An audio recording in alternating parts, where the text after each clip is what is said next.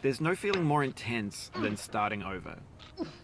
If you deleted your homework the day before it was due, as I have, or if you left your wallet at home and you have to go back after spending an hour in the commute. If you won some money at the casino and then put all your winnings on red but it came up black.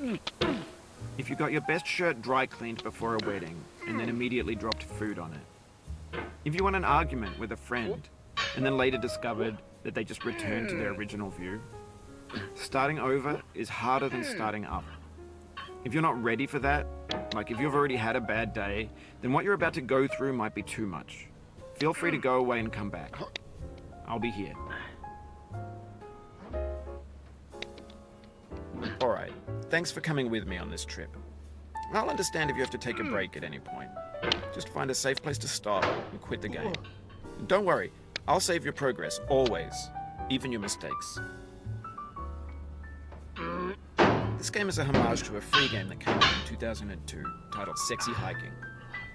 The author of that game was Jazuo, a mysterious Czech designer who was known at the time as the father of B games. And B games are rough assemblages of found objects. Designers slap them together very quickly and freely, and they're often too rough and unfriendly to gain much of a following. They're built more for the joy of building them than as polished products. In a certain way, Sexy Hiking is the perfect embodiment of a B game. It's built almost entirely out of found and recycled parts, and it's one of the most unusual and unfriendly games of its time. In it, your task is simply to drag yourself up a mountain with a hammer. And that act of climbing, in the digital world or in real life, has certain essential properties that give the game its flavor. No amount of forward progress is guaranteed. Some cliffs are too sheer or too slippery. And the player is constantly, unremittingly in danger of falling and losing everything. Anyway, when you start Sexy Hiking, you're standing next to this dead tree that blocks the way to the entire rest of the game. It might take you an hour to get over that tree, and a lot of people never got past it. You prod and you poke at it, exploring the limits of your reach and your strength, trying to find a way up and over. And there's a sense of truth in that lack of compromise. Most obstacles in video game worlds are fake. You can be completely confident in your ability to get through them once you have the correct method or the correct equipment or just by spending enough time. In that sense, every pixelated obstacle in Sexy Hiking is real. The obstacles in Sexy Hiking are unyielding, and that makes the game uniquely frustrating. But I'm not sure Jazuo intended to make a frustrating game. The frustration is just essential to the act of climbing, and it's authentic to the process of building a game about climbing. A funny thing happened to me as I was building this mountain. I'd have an idea for a new obstacle, and I'd build it, test it, and it would usually turn out to be unreasonably hard. But I couldn't bring myself to make it easier. It already felt like my inability to get past the new obstacle was my fault as a player rather than as a builder. Imaginary mountains build themselves from our efforts to climb them, and it's our repeated attempts to reach the summit that turns those mountains into something real.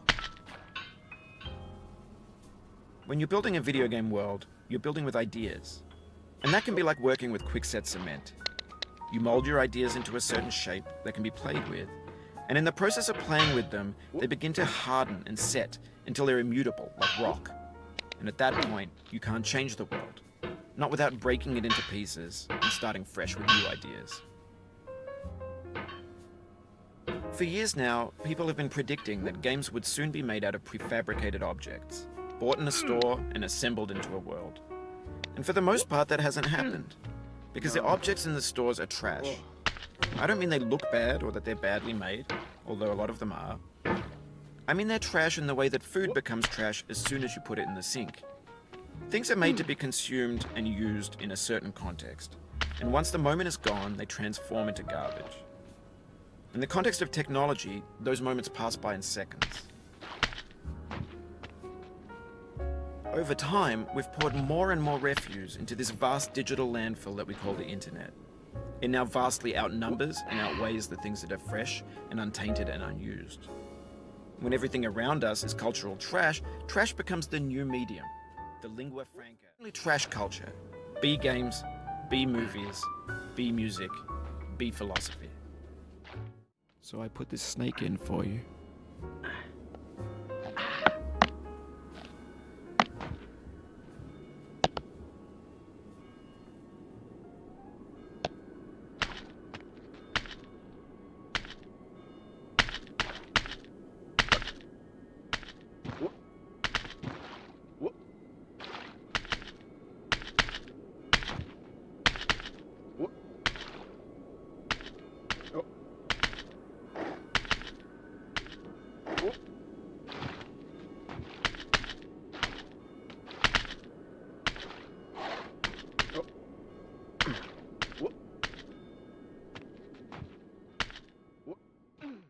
Odds with this.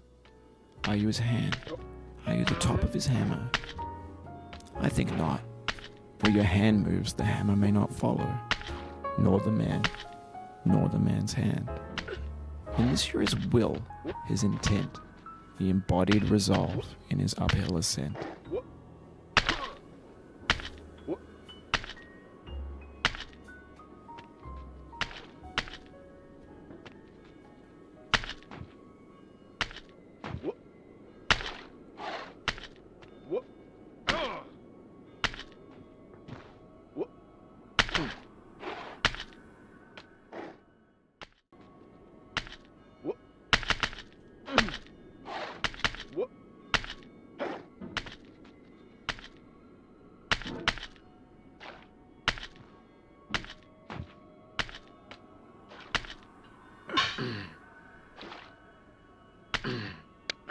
Now, you've conquered the ice cliff, the platforms, the church, and the rectory, the living room and the factory, the playground, the construction site, the granite rocks, and the lakeside.